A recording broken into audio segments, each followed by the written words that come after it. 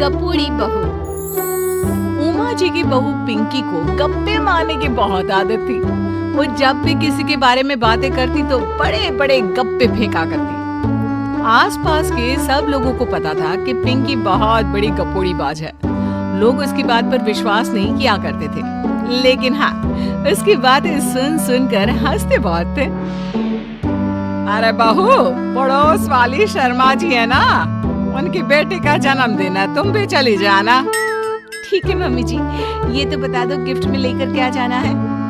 अरे लेकर क्या जाना है, 250 का लिफाफा दे देना, बस काफी है। अरे मम्मी जी, अच्छा लगेगा क्या? पड़ोसी है हमारे, हमें कुछ बड़ा लेकर जाना चाहिए।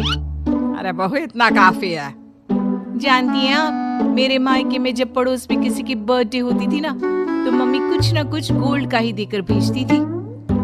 पड़ोसी के बर्थडे में सोना? कैसी बातें करती हो। और नहीं तो क्या, आपकी तरह थोड़ी ना लिफाफा पकड़ा दिया। पिंकी शर्मा जी की बेटी के जन्मदिन में चली जाती है। अरे आज तो बड़ी सुंदर लग रही हो साड़ी में। जी मैं तो लहंगा पहनकर आने वाली थी, मम्मी जी नहीं मानी। अरे बेटा, बर्थडे पार्टी में तो साड़ी चल जाती है, मेरा मतलब कोई शादी थोड़ी ना है। कैसी बात कर रही हैं आप आंटी जी? मेरे मायके में तो छोटे छोटे फंक्शन भी हम लोग लहंगा बनवाते थे बुटीक से, डिजाइन करवाकर। चाहे पड़ोस में किसी का जन्मदिन हो, मेरी मम्मी हमेशा बुटीक से नया लहंगा डिजाइन करवाती थी। मैंने तो ऐसा कहीं नहीं देखा। ये तो तुमने आज बड़े कमाल की बात बताई। अरे जाने दीजिए, कोई बात नहीं। और बताइए, आपकी बेटी नजर नहीं आ रही? अरे भाभी, मैं यहाँ हूँ। ये देखिए मेरा ड्रेस कैसा लग रहा है? ठीक ही है, मतलब बर्थडे के हिसाब से थोड़ा हल्का है ना। अरे भाभी, इतना सुंदर गाउन पहना है मैंने। मैं ना शादी से पहले अपने बर्थडे पर हमेशा जरी वाला लहंगा पहना करती थी। यही मैं तुम्हारी मम्मी को भी बता रही थी। उसके बाद केक काटने का प्रोग्राम शुरू होता है। सब लोग इकट्ठे हो जाते हैं। शर्मा जी की बेटी का केक देखकर पिंकी से रहा नहीं जाता। उसके अंदर का गपोड़ी बाज बाहर निकल कर आ जाता है। अरे इतना छोटा सा केक! अरे बेटा, मेहमानों के हिसाब से ही है, जितने लोग इतना बड़ा केक। आंटी जी, कम से कम 4 या 5 मंजिल वाला केक तो बनाना चाहिए था। आपकी बेटी का बर्थडे रोज रोज थोड़ी ना आता है। मेरे बर्थडे पर हमेशा पापा 4 केक बनवाते थे। सारे केक 4-4 मंजिल के होते थे। वहां पर सारे लोग उमा जी के मोहल्ले के ही थे और वो पिंकी के गप्पे मारने की आदत से अच्छी तरह वाकिफ थे, इसलिए सब लोग उसकी बात सुनकर हंसने लगे, लेकिन किसी ने पिंकी से कुछ नहीं कहा। एक दिन सुबह सुबह पिंकी ने अपनी सास से कहा, मम्मी जी, मेरे मम्मी पापा मुझसे मिलने के लिए यहाँ आ रहे हैं। अरे वाह, ये तो बहुत अच्छी बात है। उनके आने की तैयारी करो, अच्छा अच्छा खाना बनाओ। वैसे कब तक आएंगे? मम्मी जी फ्लाइट से आ रहे हैं, कल शाम को 4 बजे की फ्लाइट है। फ्लाइट? लेकिन बेटा, तेरा मायका तो यहाँ से 2 घंटे की दूरी पर है। तेरे मम्मी पापा फ्लाइट से कब से आने लगे? अरे मम्मी जी, आपको पता नहीं है, मेरे मम्मी पापा ना आधे घंटे की दूरी के लिए भी फ्लाइट का टिकट बुक करवाती है। अरे गप्पे थोड़े कम मारा करो बहू। कोई फ्लाइट से तब आएगा ना जब यहाँ पर एयरपोर्ट होगा। तुम्हारी मम्मी क्या उड़कर आएगी घर में? अरे हाँ मम्मी जी, मैं तो भूल ही गई थी। वो क्या ना, मेरे मम्मी पापा हमेशा फ्लाइट से ही ट्रैवल करते हैं, तो मेरे दिमाग से ही निकल गया था। अगले दिन पिंकी के मम्मी और पापा पिंकी से मिलने के लिए उसके घर आते हैं। आइए आइए जी, आपका बहुत बहुत स्वागत है। और समदन जी, हमारी बेटी की कोई शिकायत तो नहीं ना? ठीक से संभाल लिया है ना आपका घर? अरे मेरी बहू बहुत समझदार है, घर का काम बहुत अच्छे तरीके से करती है।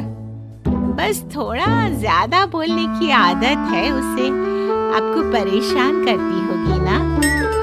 बात तो आपकी सही है, उसकी थोड़ा ज्यादा नहीं बहुत ज्यादा बोलने की आदत है।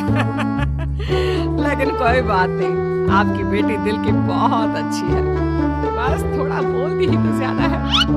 पिंकी बेटा, इधर आओ, देखो तुम्हारे मम्मी पापा आए हैं। तुमने इनके लिए खाना तो बना लिया ना? क्या है ना मम्मी जी, आपसे एक बात कहनी थी। हाँ बोलो बहू, क्या बात है? डरने की कोई जरूरत नहीं। वो मम्मी जी, मैंने सोचा मम्मी पापा आए हैं तो खाना बाहर से मंगवा लेती हूँ। अरे कोई बात नहीं बेटा, वैसे भी तुम किचन में काम करने लग जाती तो अपने मम्मी पापा से बात कब करती। बहुत अच्छा किया। अब तुम अपने मम्मी पापा के साथ बैठकर आराम से बात करो, मैं अंदर जाती हूँ। शाम का वक्त जैसे ही दरवाजे की घंटी बजी, 3-4 लोग हाथों में खाने के बहुत सारे पैकेट लेकर उमा जी के घर पहुंच गए। अरे भाई कौन है आप लोग? लगता है गलत पते पर आ गए। नहीं नहीं बाजी, हम तो खाने का ऑर्डर डिलीवर करने आए हैं, यहीं से बुकिंग मिली थी। अरे नहीं नहीं, आपको कोई गलत फहमी हुई है। हमारे यहाँ तो 2 ही मेहमान आए हैं। आपके हाथ के पैकेट देखकर लगता है इसमें 50 लोगों का खाना है। बाजी आपने सही समझा, खाना तो इसमें 50 लोगों का ही है, क्योंकि हमें ऑर्डर यहीं से 50 लोगों का मिला है। अरे लेकिन इतना सारा खाना, कहीं मेरी बहू ने अपनी गप मारने की आदत के चलते ऐसा तो नहीं कर दिया? ये खाना आप रख लीजिए और हमें हमारे पैसे दे दीजिए। अच्छा वैसे कितने का बिल बना है? ज्यादा नहीं, बस 10,000 दे दीजिए। उन लोगों की बात सुनकर उमा जी पिंकी को आवाज देकर वहां बुलाती है। जैसे ही पिंकी वहां आती है, खुश होते हुए उन लोगों को वहां पर खाना रखने के लिए कहती है। अरे इतना सारा खाना क्यों मंगवाया बहू? अरे मम्मी जी, मैंने आपको बताया तो था, मम्मी पापा आए हैं तो मैं खाना बाहर से मंगवा रही हूँ। ये बात सही है बेटा, लेकिन 2 लोगों के लिए 50 लोगों का खाना? अरे मम्मी जी, कुछ कम पड़ जाए तो अच्छा थोड़ी ना लगता है, और मेरे मायके में तो ऐसा ही होता है, एक्स्ट्रा खाना मंगवाते हैं हम लोग। तभी पिंकी के मम्मी और पापा वहाँ पर आते हैं। अरे बेटा, एक्स्ट्रा खाना मंगवाने का मतलब ये थोड़ी ना होता कि 2 लोगों के खाने के लिए 50 लोगों का खाना मंगवा लो। और बेटा, तुम्हारी गप मारने की आदत के चलते 10,000 का बिल आया है, तुम्हें नहीं लगता ये गलत है? देखो बहू, बढ़ा चढ़ाकर बातें करना अपनी जगह, लेकिन इतनी बड़ी बड़ी फेंकना भी गलत है ना। पहली बात तो इतने सारे पैसे लगे, और दूसरी बात खाना वेस्ट होगा। आप लोग ठीक कहते हैं, मैं आज के बाद अपनी इस आदत को कंट्रोल करने की कोशिश करूंगी और अब से गप थोड़ी कम मारा करूंगी।